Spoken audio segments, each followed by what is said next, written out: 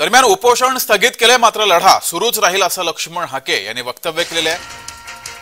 छगन भुजबळ यांच्या भेटीनंतर त्यांनी हे वक्तव्य केले. छगन भुजबळ यांनी वडीबुद्रुक येथे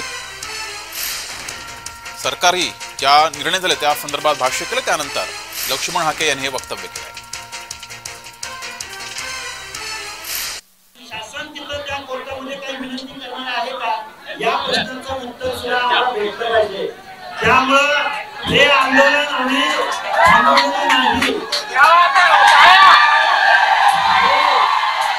आंदोलन आम्ही तात्पुरतं स्थगित करत आहोत आणि या सर्व मान्यवर मंडळींना आणि शासनाला आम्ही सकारात्मक प्रतिसाद देत आहोत.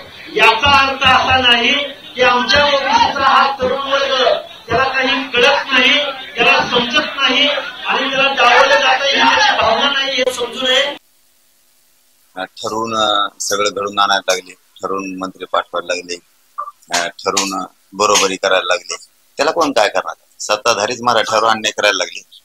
ते काय सगळे सत्ताधारीच येते. आंदोलन करणारे सत्ताधारीच आणि मराठ्यांना आरक्षण न मिळवून देणारे तेच ओबीसीचे नेते सत्ताधारीच.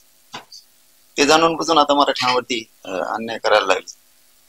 त्यांना धक्का लागतच नाही. आम्हीच आरक्षणात घेत पहिल्यापासून. त्यांना काय धक्का लागतोय? कुठे आम्हालाच धक्का लागलेला.